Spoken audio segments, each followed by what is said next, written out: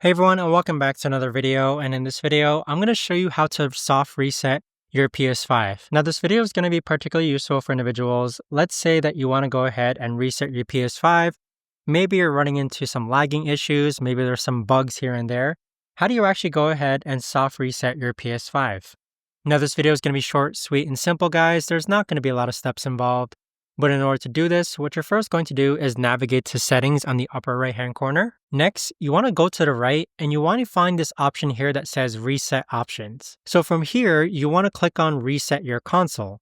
So what this is going to do is that it's going to reset your PS5. And keep in mind that when you reset your console, it's going to reset your console and there you have it.